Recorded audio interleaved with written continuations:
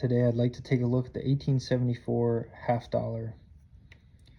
This is a coin that was minted in Philadelphia, and there were about just under 2.4 million made this year, making it one of the more available coins in mint state and higher grades. The arrows were added in 1873 to indicate a slight increase in the weight of the half dollar, and I think dime and quarter denominations as well. This is a very nice example with good original surfaces. Counting the population report from NGC and PCGS, there are about 260 coins in AU 58 or higher.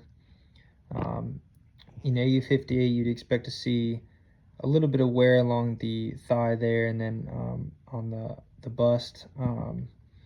This coin has a little bit of striking weakness around the hair, and then the two stars to the left or right of the hair, right in here on this side. But the rest of the stars are pretty well defined. And there is a good amount of luster on this coin. It's kind of hidden in the surfaces, just the natural toning and patina over time. This is a coin that's over 150 years old at this point, and if it was bright white, you'd expect it to have been dipped at some point. So I think this is a piece where if I were to dip it, it would probably liven it up a lot, but I really like the natural, fully original look.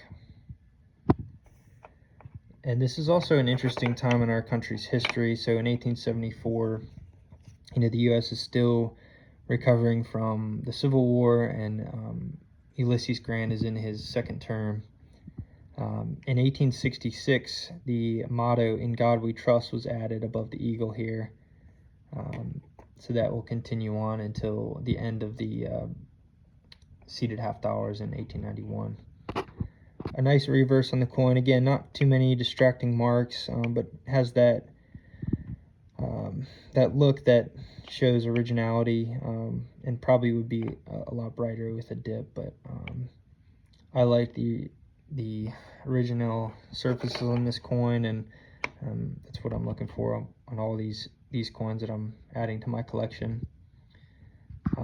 There have been a lot certified. At NGC, there were about 2,600 certified coins. The large majority of those, I think over 70%, were details coins. PCGS had 700 total, so I think what's going on there is people are submitting maybe lower grade coins to NGC and just for authentication, and PCGS has a little higher portion of the mint state coins.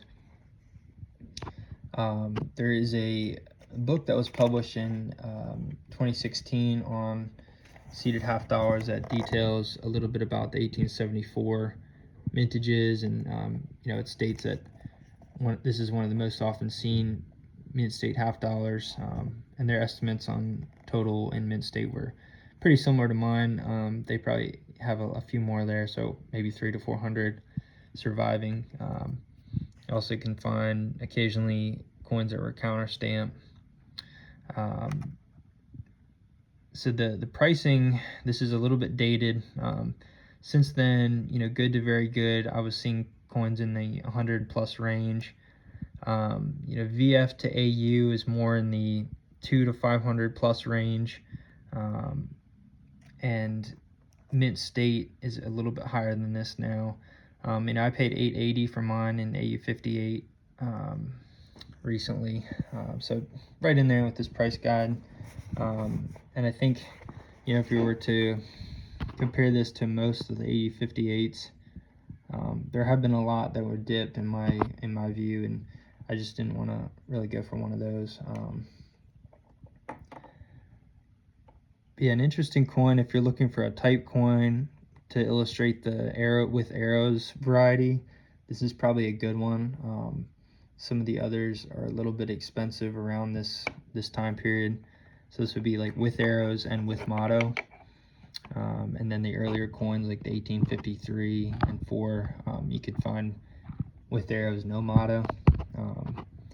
But overall, the 1874 is a more available coin. Certainly not one of the tough dates in this series, but I think if you're trying to ch cherry pick a really quality piece, it may be harder to find particularly in this kind of grade, than you might think.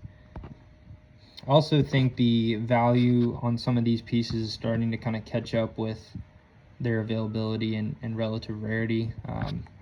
This is probably a coin that would have gone for $500 to $600, you know, pre-COVID 5 years ago or something, and now it's more in the 800 plus range. So